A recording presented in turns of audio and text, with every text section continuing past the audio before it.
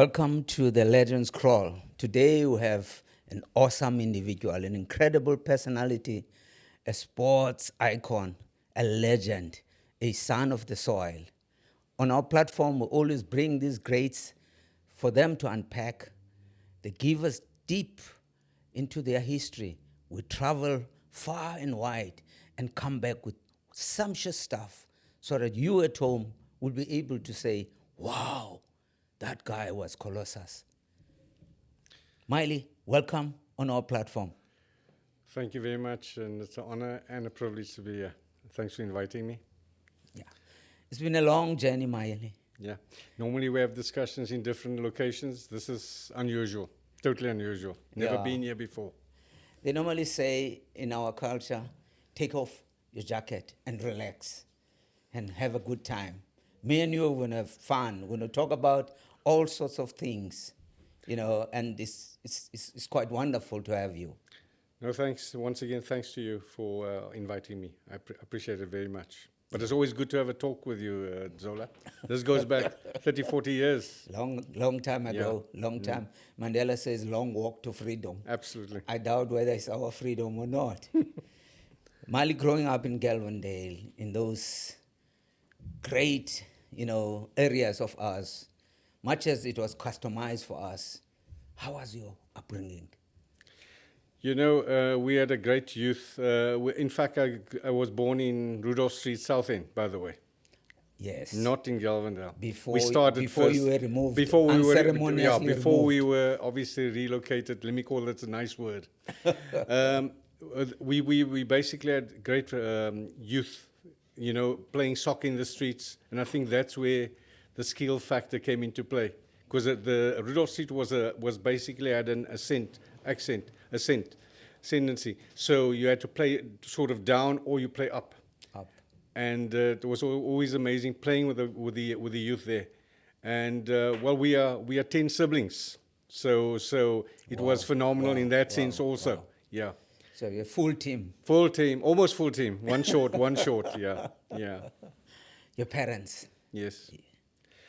My dad was a qualified and a highly skilled master tailor, and he was based on the hill. He tried to bring me to also become a tailor, tried to make me a tailor, and that didn't work for me, not at all. Because I had to sew, 2 days I was sewing buttons on only. And I said, hold it, I cannot do this. And end up sewing the wrong button. Yeah, I'm sewing. The color will be different to the other one. Absolutely. My mom was a wonderful woman. She just died. She passed away 2 years ago. May her soul rest in peace. Yeah, no. But fantastic. She just kept us together in terms of the whole situation, And it wasn't about, there wasn't money really. There wasn't all the good stuff, the privileged stuff. There wasn't that. Yeah. We had to fend for ourselves. There was no good life or general welfare, so to speak. Absolutely. For you to talk about or gloat about. But what was good in the neighborhood was that every neighbor had the right to check you as a child. It's not, don't touch my child. Yes. Because if the neighbors saw that you did something wrong, they will check you and even hit you. Yes. And my mother would then follow up and hit me also because of that. Again, Love thy neighbor is love thy neighbor, thyself. love thy neighbor. Yes. And unfortunately, today's situation, it's like totally different. And you can't kind of get to terms with that. So our kids are enabled in a wrong way also sometimes, too privileged sometimes. Would you foreshadow, go back and tell me about guys or girls you grew up with in South End? South End, I was privileged also to go to South End. And there was a Greek shop at Buckens Bridge. And then also they had a garage there where at the end of the year, as young boys would go there and get some casual work and, tidy some cars and clean up and wash. But South End was always this kind of environment where everyone, and I would be sent by my mother to buy fish in South End. There was a lot of selling goods. When I look at costing now, it was a hive of activity. Let's go back to South End. Absolutely, South End was just phenomenal. I do mention a lot about the apartheid era. Yeah. But what was great about Southend was that it was brought all the races together, Yes. because we obviously we adhere to the Muslim faith. Yes. And when the call for prayer went off, the streets used to clear out at night time, Yes. which was phenomenal. Everybody went, Hindu, Christian, Muslim, everybody left, and afterwards they would just come out again and gather again and start playing all over again. So that was phenomenal. So all the races were present. In fact, across the road from us, my son is married to a girlie now that her dad has basically got Chinese heritage. And by the way, I believe I also found out that we also got Chinese heritage. No wonder So you had there's the a kung fu. there's Your kung fu kick was too much. It's there's so a- pronounced on the field of there's play. a lot of strains within. I'm sure there's even Khoi strain within. Could be Khoi. Absolutely. Yeah. Besides Cape Malay, Irish, and so Yes. forth. So we had this ability to connect. And like I said, my son's married to this girlie. Her father's got obviously a Chinese heritage. The baby boy right now that was born looks more Chinese than anything else, and we love him. Wow, beautiful. So across the road, there was a shop called Arya, and on the top side we had Tongwa. And by the way, my parents hired a house from Tongwa, and we were living there for almost 10, 15, 20 years, and that was amazing. So we kind of knew the neighborhood, and everybody knew each other, and everybody respected each other, and that was amazing in itself. So that kind of harmony is difficult to get.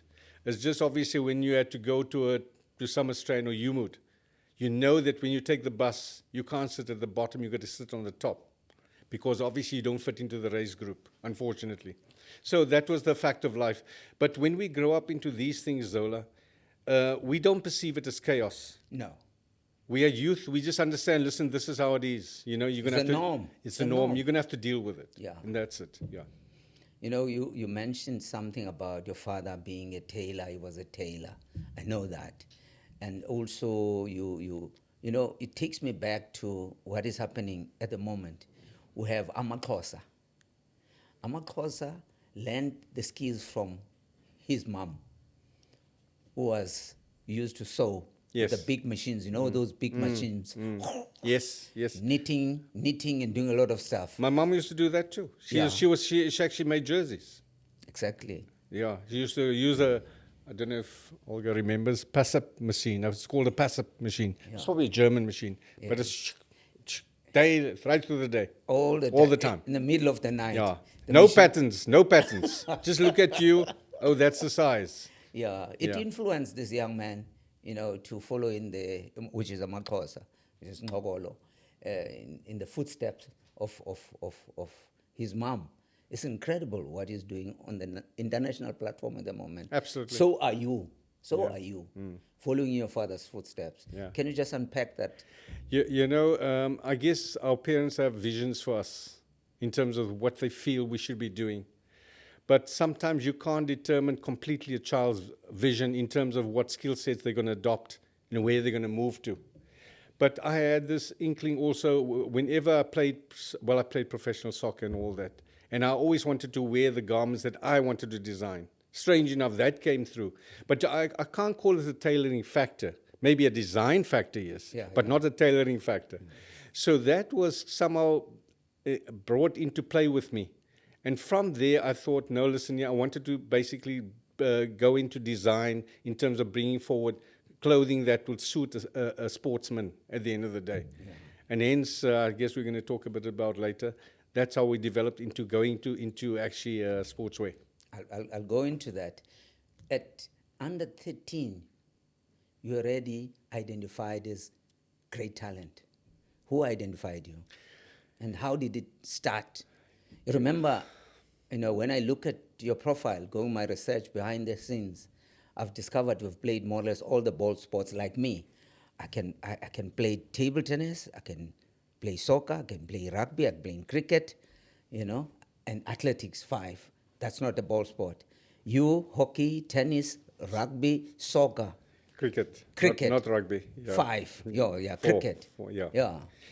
I don't know. It's just, again, you basically play in the streets. Is that the influence of the community? It's a community, but listen, a skill factor is a skill factor. Sometimes it's a natural situation that comes into play, but it has to be nurtured along the way.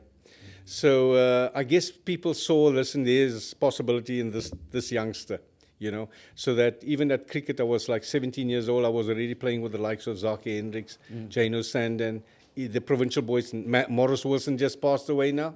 Oh man. Yes, Yeah, all so those rest in guys. peace, Yeah, we were part and parcel of that development growing up in terms of that.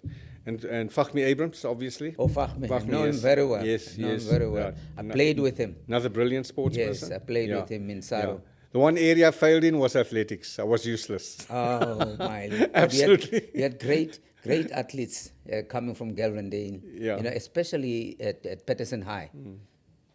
Well, look, if you look at the talent around you, there was phenomenal talent. But you could see that this is not going to go anywhere because people had to survive. This was a survivalist instinct first and foremost. Yes. In terms of understanding how you're going to make it through life. And people are obviously, some families had to make sure that their kids had to go to work early, go and get a job early in order to provide for the families and so forth.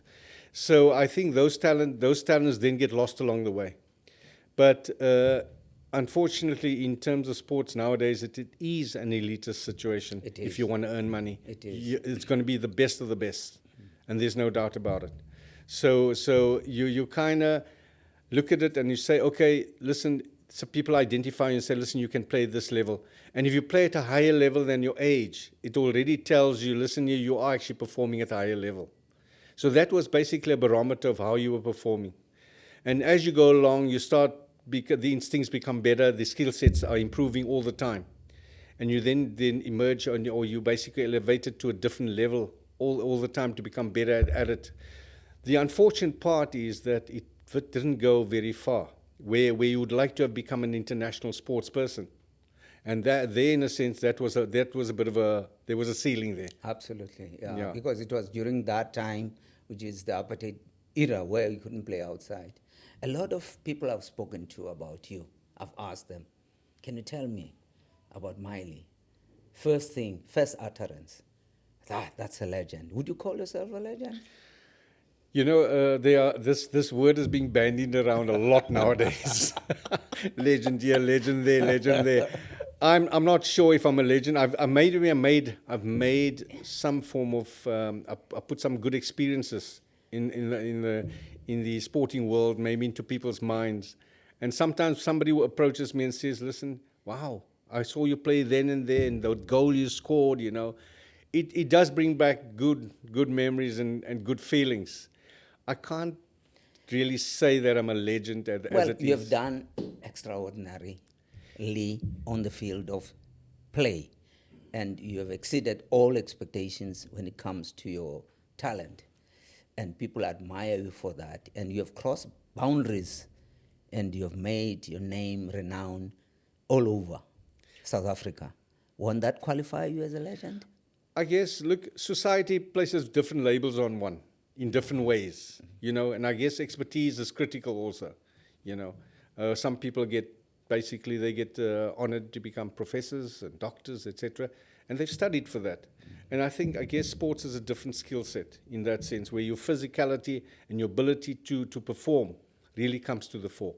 And I think if you are head and shoulders above them, then I guess then you can be honored in that way, I guess, Zola, no doubt. Yeah. Even yourself, definitely. No, well, I'm just a small boy. No. In a big pond. I'm a small fish We in a big all pond. small fish in a big pond. We all small fish in a big pond. Miley? Yes. Why did you choose soccer?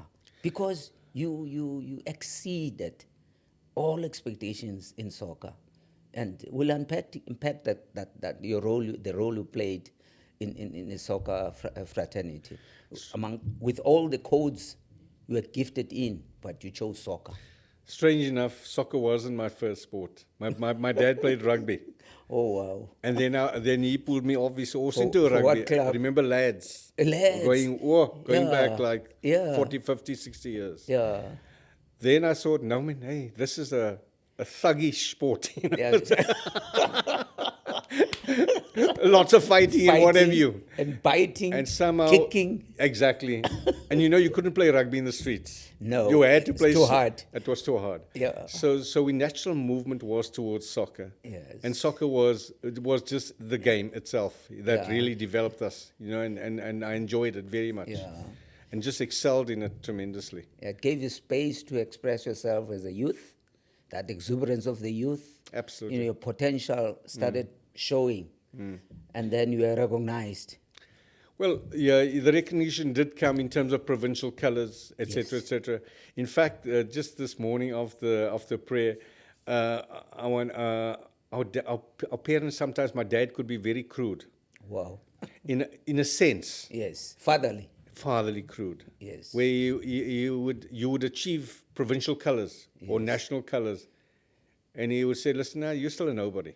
Yeah. Yeah. Or what he actually, it was code for. Yes. Don't get too big for your boots. Yeah. In a sense. Just like getting at school, you're getting 80% in mathematics.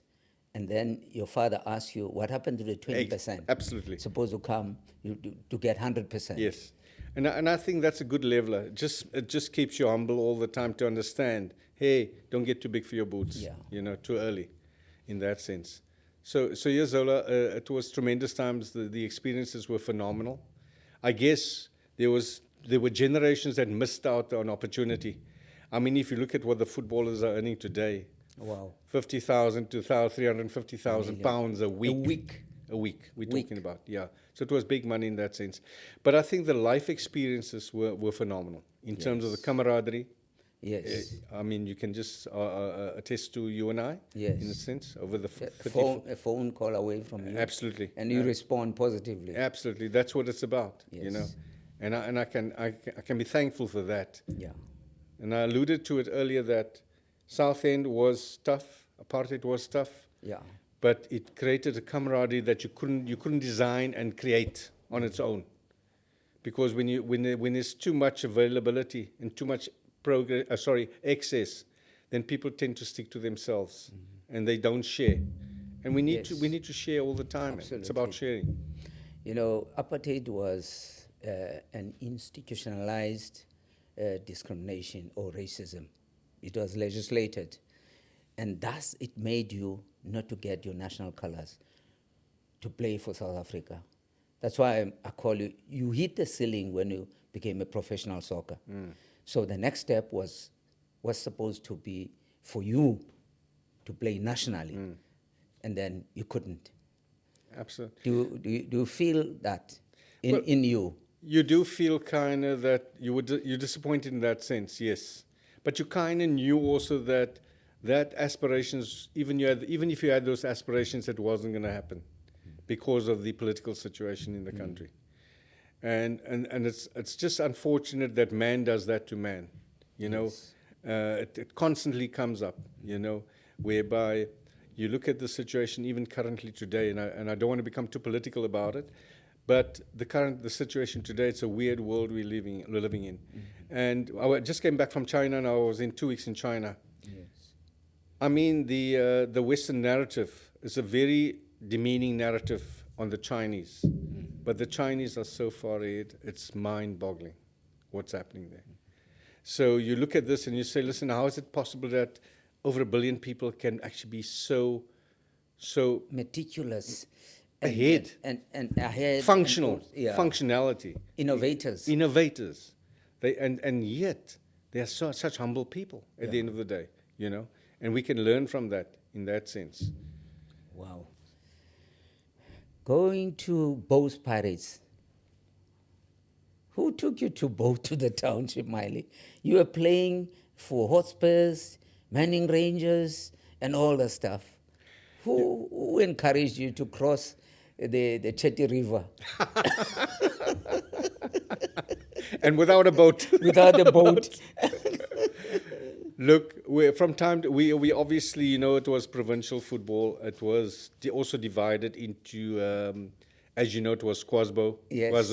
Kwazakela soccer board, you know, yes. Eastern Province soccer board, Yeah. into all these sort of So sort of hubs. hubs, these kind of racial hubs, by Racial the way. hubs, yeah. Not talent hubs, Yeah. racial hubs. Yeah.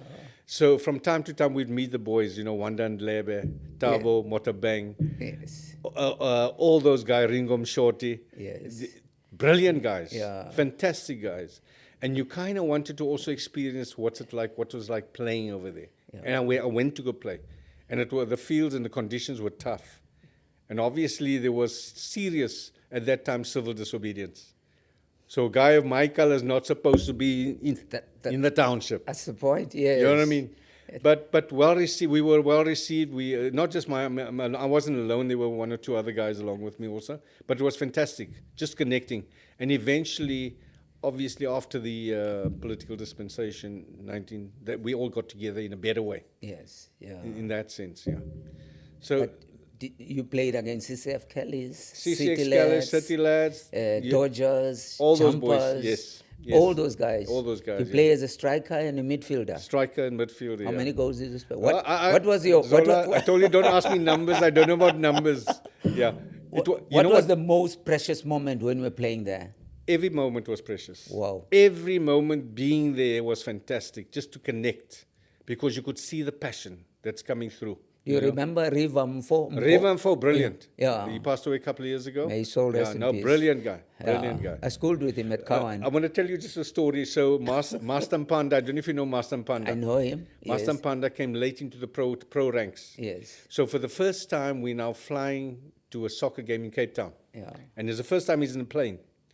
So, you know, the boys can also be tough on these guys. Eh? So he's obviously a new recruit. So Master sits in the seat and Has we're never been on a hasn't plane. been on an airplane before. He takes the seat belt and he puts it into the ashtray. Whoa, that was the end of him. Straight to the ashtray. Straight to the ashtray, and that was the end of him, you know. And if you can't overcome circumstances like that, emotionally it will break you down. Yes. Because then you don't get to play first team also. Yes. You start thinking that you They'll are tease you. Exactly, you get teased. Now a guy that really overcame that was a guy called Sydney Gawula. Sydney. Sydney. I know Sydney. Sydney was phenomenal. Wow. Just a rock. You know, Yes, you can say what to him. Doesn't matter to him. You know, he'll excel. He'll do his thing. No, those were phenomenal moments. Phenomenal moments. Do you recall the name Barak Ngandana? Oh, yeah, of course, Barak, yeah. You played with him? I played with him, yeah. Is it? Barak was really a disciplined guy. Is that CCF Kellys? Yeah, no, he was excellent. CCF Kellys Yeah. was very also and very rough. And he moved into the pro ranks, eh? Yes, Big he time, did. into the pro He ranks. went to Transkei. Yes. Yes, and then he played there, and then he came back, and He played with Nigel Dixon. And yes, them. Yeah. yes. Yeah. And then may his soul rest in peace. Yes. He recently passed on also. These guys, they are a dying breed. You know, it's quite amazing how we're losing a lot of talent and great people, wise guys who've made us proud in so many ways. There is another aspect. You remember De Kock? Godfrey. Yeah, just talk to me about De Kock. Godfrey was a kind of disciplinarian, one of a kind. And mix Godfrey, before you proceed, mix Godfrey with Williams. Bobby Williams. Bobby Williams. Whoa, Bobby's another character. But coming to Godfrey, first of all, Godfrey was a serious disciplinarian. Yes. Right? And he was like, if you don't train, you're not going to achieve. You know? That's it, finishing class. And he was always about guiding, making sure we're doing the best we can, pushing you that extra bit. And he was a phenomenal goalkeeper also. There's no doubt about Remember, it. he was a great goalkeeper. His contribution... He was revered by so many people. his contribution was phenomenal. Yes. There's no doubt about it. And you look at people like that, and you say, these people paved the way. Absolutely. They definitely paved the way. Absolutely. In terms of the way people should conduct themselves. Yeah. You know, discipline, making sure that your skill sets become better, etc., etc. All those things. Yes. Bobby Williams. Bobby Williams. Bobby William was a gangster. he, he was a That's why gangster. He actually came from Joburg. That's why I'm throwing him in the head. Oh, he's a gangster. He's from Joburg. We would be playing up front at EP, Western Province, and we're going as playing it, we're attacking, and we just hear, Bwah! He smacked the guy at the back. And the guy's lying down on the field. And the ref at that time didn't have yellow cards, no cards. No, so no. you can't put the guy off. Yes. You can't put the guy off. Just reprimand the guy. The linesman never even saw it. Didn't see it. Didn't see it. Good footballer, good mind, great mind. Yes. Great coach also.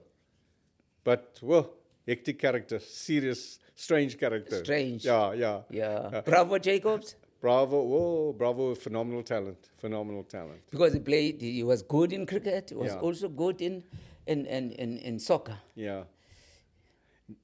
When you look at these talents, Miley, and you look at the players now. Well, look, in fact, I was going to tell you about Bravo. Bravo, So, yes. So Bravo, remember there was that Kerry Packer 11 that came over, Yes. right? I So remember it vividly. Bravo and Dev was. Yeah. By the way, I met Dev in China. Believe it or not, in China. What is he doing there? He went to Japan, and we somehow our lines crossed, and we met each other there in China.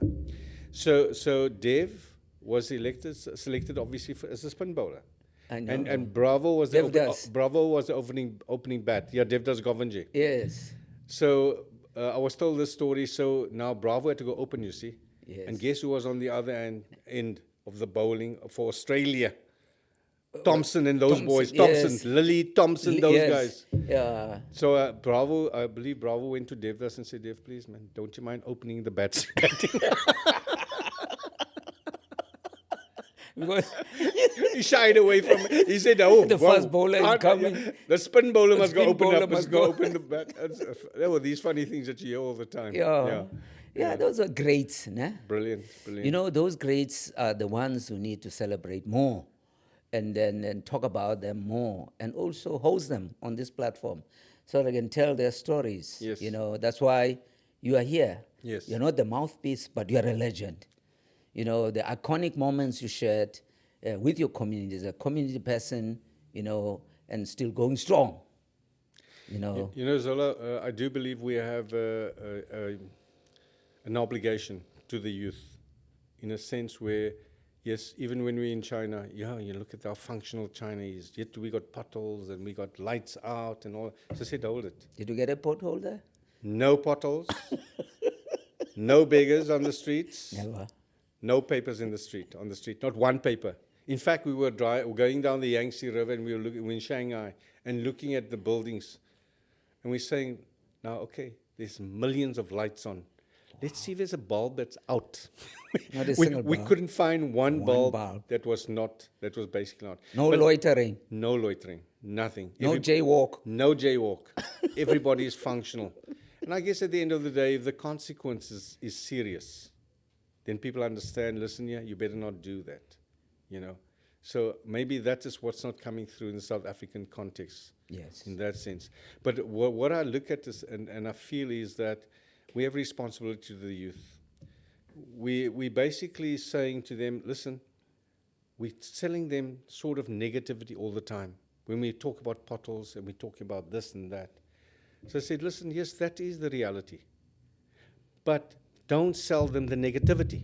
Yes. Because our kids, when we kids come into, I mentioned it earlier, when they come into existence, they come into a world what they perceive as normal, whereas we perceive it as chaos. Yes. They see it as normal. So we mustn't sell the negative, we need to sell the positive. toxic. Exactly. Too toxic in terms of that. Mm-hmm. We need to make sure that the reality is sold and be positive about the situation. So when we flew back we came in last Sunday, and we're flying into Port Elizabeth, and I'm looking at a sunny day, beautiful day, and there's the bay. I say, there's the harbor. There's the railway station, railway lines. Yes. There's the airport. Yes. There's functionality. Yes. And there's only 1.2 million people in the city. Yeah. So tell me, what kind of opportunity isn't there? Compared to 8 billion people in China. Well, look, if you More go, than you maybe go to 400. Beijing, if you go to Beijing, it's 17 million. You go to Xi'an, it's 33 million. and you go to Shanghai, it's 32 million. The numbers are massive. It's unbelievable. Which means And we are too few to be dysfunctional exactly. We and can disorderly. just to be disorderly. Absolutely. And I think sometimes the authorities also lose their way, and there isn't sufficient consequences at the end of the day. So it's like putting sugar on the table and letting your youth come there and eat that sugar all the time, knowing they're going to get sick at the end of the day. Yeah. And that shouldn't happen. We can't allow and enable things like that to happen.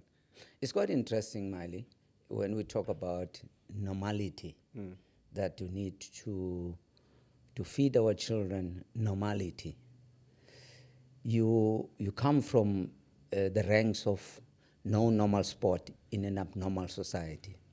Our society was abnormal, right? Totally abnormal. And then we adjusted ourselves, and then our energies, we factored our energies or exploded on the field of play to forget about the abnormality of the situation.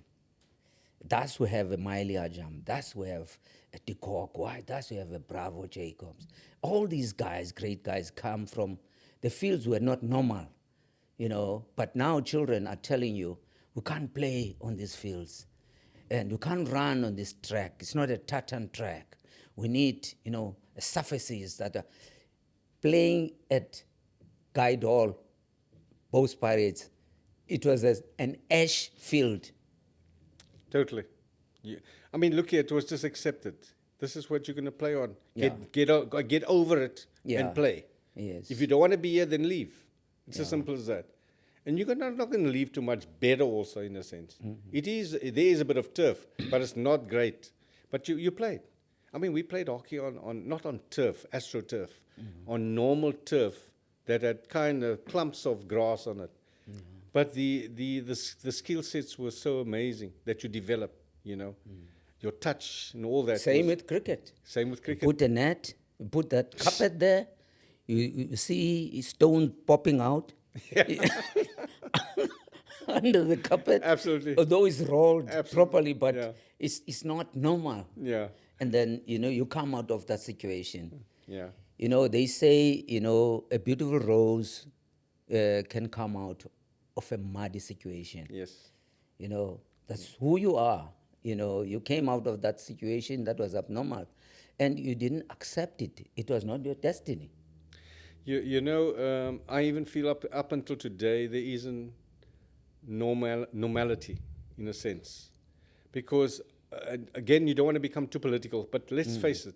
We're talking sport. You want to separate sport from politics? You can't. It's impossible. Yes. You can't. That's life happening all the time. Yes. So when you look at the political situation, you say, listen, the colonial apartheid situation is still manifested within us, around us. Because if I say to you, Malaba, what do you think about?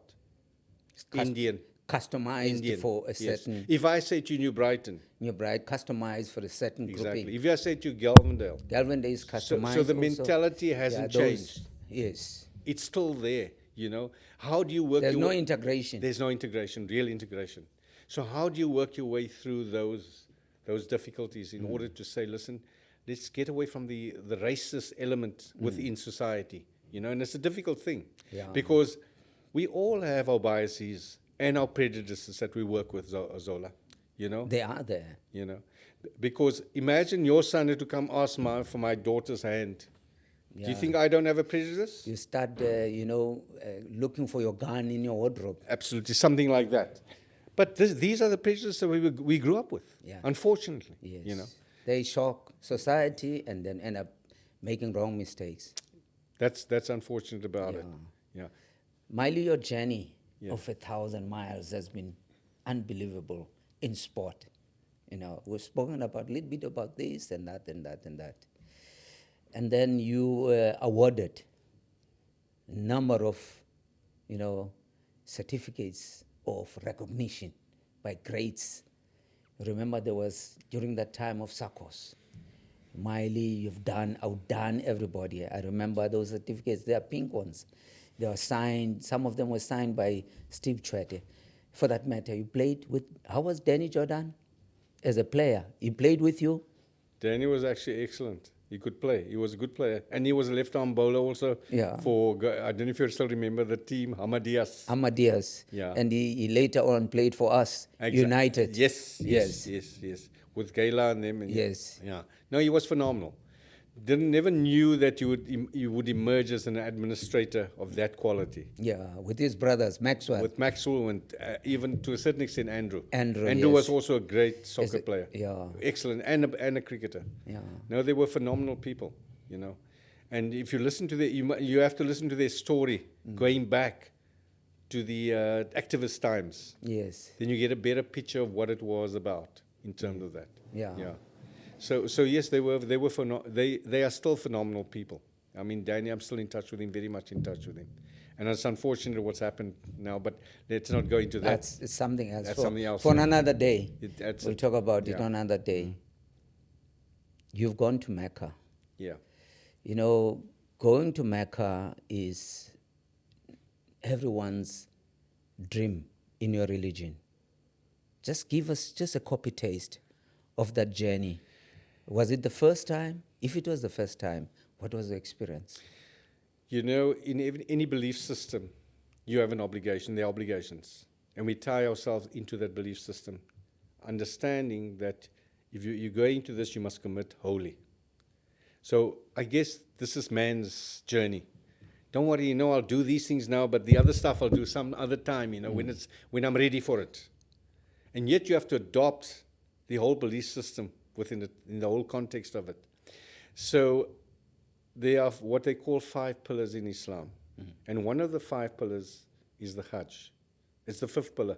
In fact, I brought a book for you. I wrote the book. No, yeah, I saw. Yes. I read your book. Yes, I wrote the book. I read And it. that book basically was based on that time we could still send WhatsApps. So I used to send WhatsApp home from Mecca Yes. to say this is what's happening today. And I compiled the whole book based on the WhatsApps that were written. Your experience, yes. The experience. The Hajj is an obligation which is just phenomenal. You know, my brother-in-law, we went with my brother-in-law to China. Now I'm a very reluctant traveler, Yeah. a reluctant participant. You got to get me onto that plane to go, Yes. you know. But once I'm on, Comfortable. there you go. Yeah, you move. The journey was just unbelievable. Besides the sacredness, do you understand what is actually happening within the Islamic context, you know, which is the frontier of Islam in a sense, you know. Obviously, today, those who are basically have been put in charge of the sacred places are coming under serious scrutiny for various reasons, also because of the Gaza issue. But if you look at the obligation that you have in terms of what you have to do for that, the 5th pillar, you know, and it's a once-off scenario in your lifetime if you can afford it. You are not condemned by the Almighty if you can't do it. It's about being able to afford it. And there are different other ways to achieve it also. But obviously the first prize would be to go. And that was phenomenal, just to go and visit these sites. And we were there like for about 4 weeks, which was unbelievable. Medina, Mecca, and so forth, to understand what it is all about. And you come back and you feel, listen, serious inspiration. But once you get settled back into society again here, you know, that kind of, this norm's kicking also again. Because we are only 1.5% minority in the country, as Muslim. Yes. As Muslim. But also there's a massive stat that I keep on bringing up that 1.5% contributes 15% towards GDP in the country. Yes. Which is basically Phenomenal. 750 billion rand. Yeah, it's a lot of which kind of says that, listen, that they obviously there's an appetite for business in a big way. But, you know, when you look at the situation, you say, is that appetite being used in a proper manner to enhance society? Because it's always about enhancing society and not the personal elevation all the time. And I think that's a critical aspect. But coming back to it, Mecca and Medina was unbelievable. Great. Just unbelievable. Great. You're a super fit athlete. Oh, And would like to. You're a super fit athlete with all of your accolades and attributes. You have traits, you have from your father playing rugby, playing cricket, and doing this and that and that. 3 years ago, you almost lost it. Just take us through that journey. You know, it was 2020, just with the advent of COVID. And it was December 17th, December, I still remember, this date I remember, 17 December. And I went to the GP, Dr. Ali, a lovely guy, friend of mine. And he said, listen, don't worry, you had ECG, all that. Just go do the bloods. No, Miley goes and plays tennis for the next 4 weeks. Wow. To the 20th of January. Sure. Not going to go do the bloods. So what happened was, this one day I'm playing tennis, and I'm feeling very tired, like I can't move. And I'm saying, wow, am I getting old? Abnormal breathing. Yes, am I getting this old so quickly now? And then it struck me, hey, go do the bloods. So the same day when you go do the next day when you go do the bloods, which was the Wednesday, I get a call from Dr. Ali's office and say, listen, sir, you better come in immediately because we're admitting you. Now, here's the arrogance of man again. I'm saying to him, listen here, man, do I have to come tonight? I'm strong, man. Yeah, man, I'll come tomorrow, you know. I'm okay, yes. If that lady receptionist would tell me, listen here, do you want to die?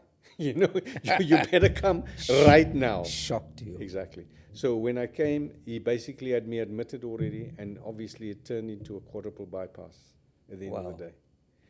You know, so what struck me was, the strange part was I had a discussion with myself when they took me into the theater and there's big screens, and they said, the cardiologist said to me, look, maybe it's just stents required.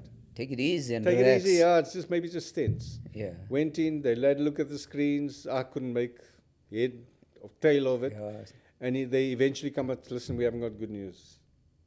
Now, you don't want to hear doctors saying that. No. And they said, listen, it's going to be a quadruple bypass. Not just a bypass, a quadruple bypass. Quad, which is 4. 4, yes. And he says, but it's fixable. Still didn't understand fixable. I know. So immediately after that, that was a Wednesday. The Thursday I went in for that, and the Friday morning was the op, 6-7 hour op. Wow. And they told me that we'll wake you on Saturday morning at 6 o'clock to phone your wife, and just to say hello to her. So I'm lying at St. George's, looking at, and it's dawn, and I can see the car park. And when they woke me, there was no yawning, wide awake. So I'm thinking to myself, where am I? No, I knew where I was, Yeah. but I'm thinking, why am I so awake? Why am I not yawning? You know, Yeah. some things like that. And this nurse that was looking after me, obviously, post-op, came to me, and she says, we just want to do 2 things before you phone your wife. One is, let's remove the ventilator. Wow. I didn't realize there was a ventilator. You were assisted, yeah, Ventilator. to breathe. And then secondly, she says to me, let me teach you how to breathe again. I thought after 65 years, you're going to teach me how to breathe again. You know what I mean? But it struck me, look, obviously, this is the process, you know. It is. And then finally she said to me, a new dawn. She pointed to the window. Window. A new life. Yes. I looked at this woman, I said, who's this? Where did she come from? You know, is this like an angel or something? You know what I mean? Anyway, that was just phenomenal. Yes, What basically happened? The You experience. couldn't comprehend what Couldn't was happening. comprehend that. Yes, yeah. Eventually, I found out. No, there's a drug they inject into you to wake you up. Oh, Yeah, so that you are totally by your senses. yes. Then 6 weeks later, I was at the cardiologist, and he said to me, remember I told you it's fixable. And then he went through it and he said to me, listen, first and foremost, there are those we do, but they don't leave the hospital. Sure. Secondly, there are those who leave the hospital, but they go home to die. To die. You've been given a chance, you can recover. Second chance in life. So Incredible. Yeah. So when you have this discussion with yourself, you kind of look at it and you say, listen, you've had 65 good years, right? Just embrace this now. It's another game to go play. Mm. You know what I mean? And that's how you basically took it on.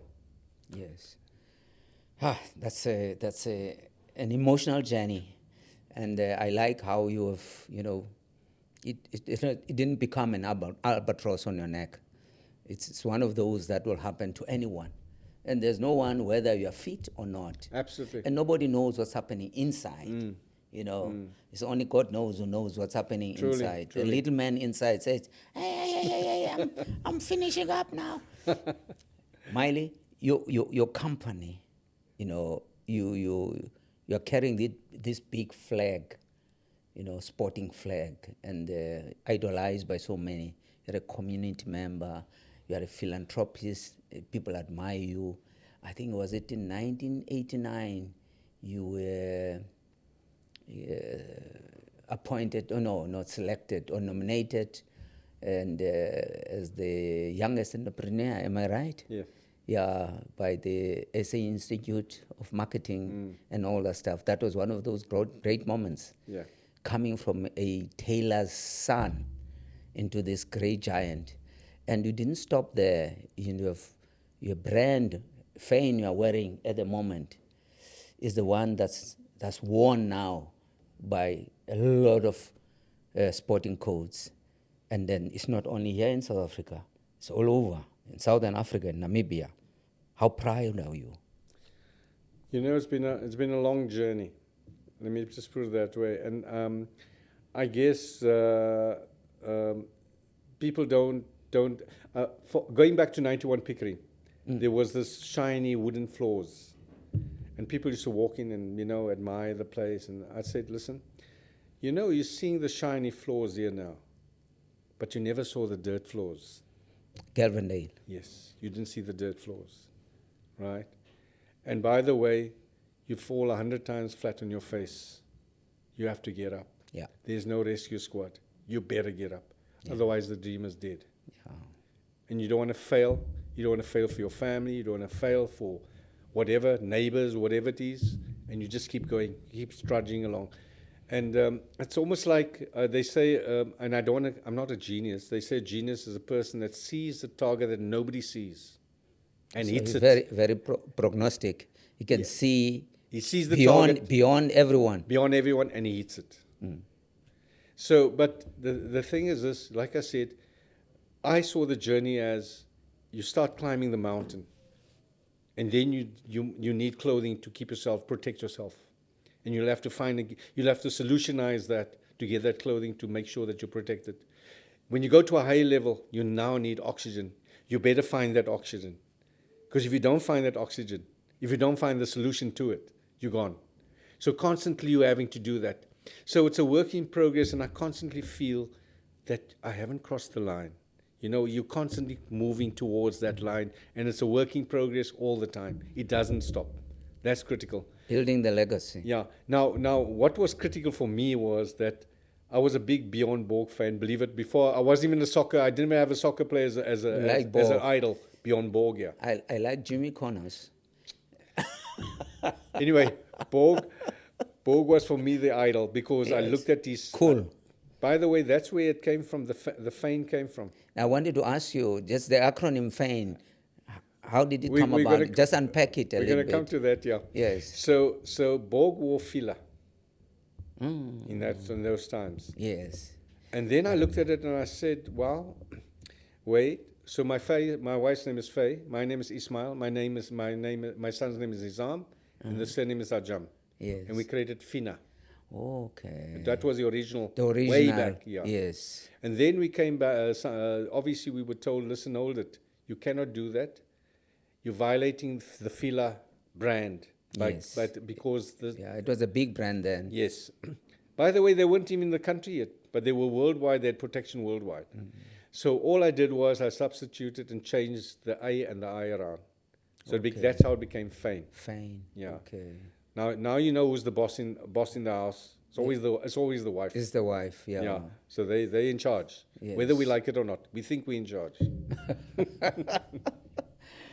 The guys you have, Miley, Yeah. at the moment that are left, you still the guys you played with during those days, and when you sit down and discuss with them, and you look at the situation at the moment, and especially soccer or sport, all the federations, so to speak, how do you see the future? You know, as you were saying just about a couple of minutes ago, that sport now has become commercialized. It's something else, totally different monster than when we were. We used to get water when you get bruises. They'll pour water on our bruises. They'll give us oranges at halftime. We were never paid. But now, everything is got to do with money. It's a multi-billion, if not a trillion, kind of industry. Definitely. Look, you make a living out of it. I think a lot of things were hidden away from us initially, because you don't want to be exposed to certain things, or people basically prevent you from exposing the situation. But today, everything is so open that you understand, listen here, there's no more hiding away, making excuses. And as much as you want to justify this or that, it still comes down to the money element at the end of the day. Because there is big money to be earned. Because let's face it, as much as we love sport, you can now go turn on Mnet or Supersport, and rugby will run for 24 hours a day. Absolutely. Which is a massive distraction in itself. It takes you away from what you're supposed to be doing. Very disruptive. Living properly. Yeah. Yes, the odd hour now and again to watch soccer is not a problem, but the distraction is there. And I mean, why would Supersport go into a 24-hour series? Not so long ago, it was like 4 hours a day. Yes. Now it's 24 hours because there's money to be made out of it. And I guess that's the reality of it.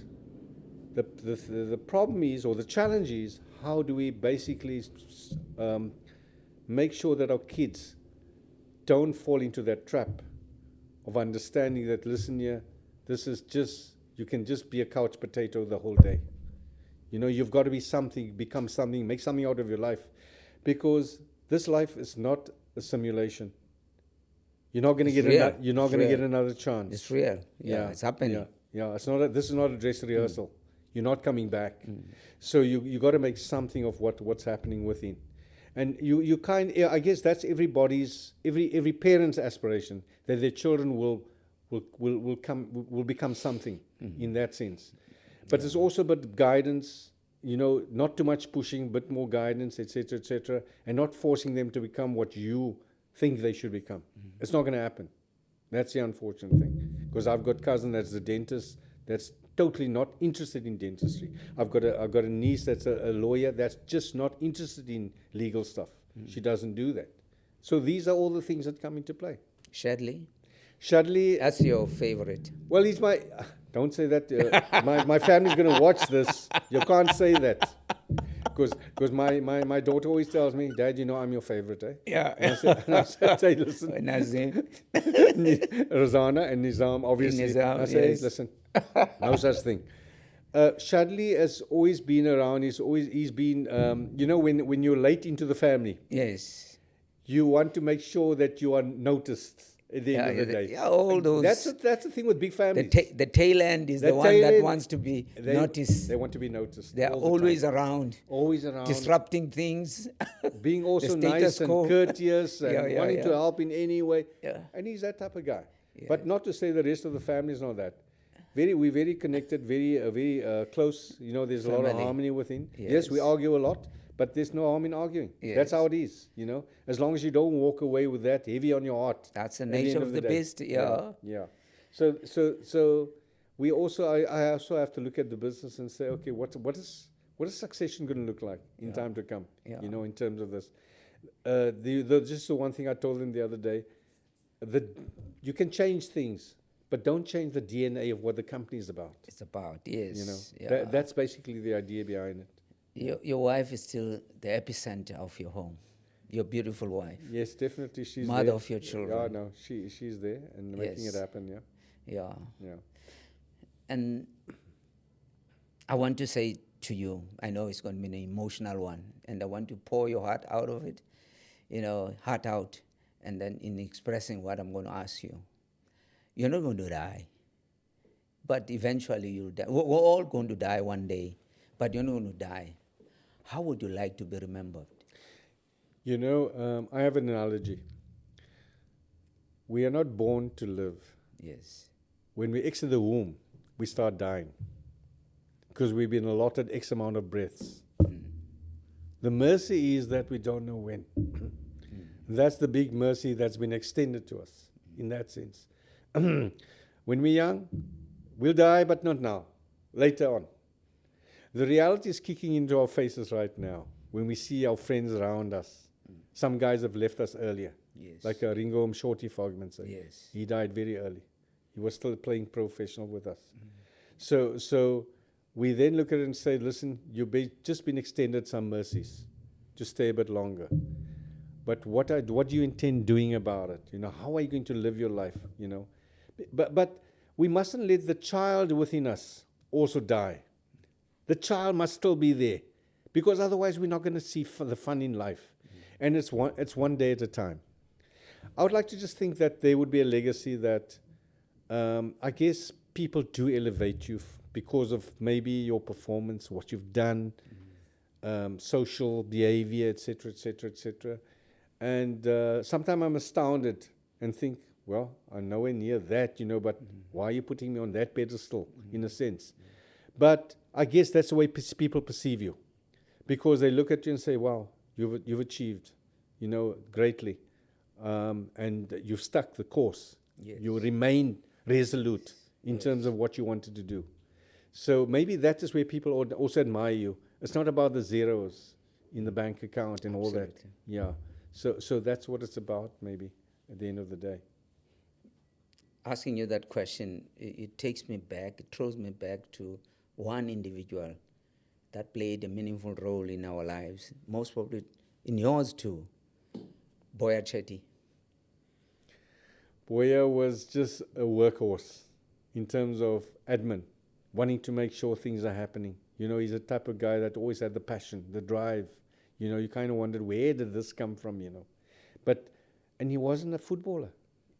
But he was so involved with football. Administratively, Yes, massively. those tournaments, No, Easter tournaments. No, he was brilliant. They were all those guys, even the guy like, I'm on the Southern Museum Trust. And by the way, that museum is about forced removals, by the way. And I'm going down there now. Yes. Because we are hanging up the Southern Museum flag, and we're wanting to put up the Palestinian flag also up there now. Yes. So I remember when you talk about that museum, I remember Mohammed Akhadin, who invited me to that museum and said I must bring my artifacts there so that they could be hung. guess who nominated me onto that? Was Mohammed Akhadin. Really? Yes. What a phenomenal man. Wow, what a great man. He was my coach, rugby coach. Brilliant. And also mentor. Yeah. I mean, he would sit in the meeting and not say a word, but when he said that word, you would listen, you know, and that's the kind of effect he had upon us. But he was phenomenal. But I think everybody down there at the museum, basically, it's about forced removals, and we're trying to get across to say, listen, you need to visit the museum. People need to be reminded of what happened in order to make sure that possibly that it doesn't happen again. But it is a difficult process. Yeah. Because people want to just get on with their lives, you know, and they don't want it to be restricted. They don't want to be compromised. They don't want to be reminded of these bad times, you know, in a sense. But you have to be reminded. Yeah. In our interface, we have traveled far and wide, and then just come back to basics, to what you played. I used to play on, kick around. This ball, we call it the ball of fame. Right, we signed it. Can you come? Just come and sign, choose a sport and sign nicely. You know, other people scribble. And then that's the ball of fame. You can make it as big as possible, your signature. You can put fame also if you want to. Yes. Thank you, Miley. Thank you. Thank you very much. Thank you very much.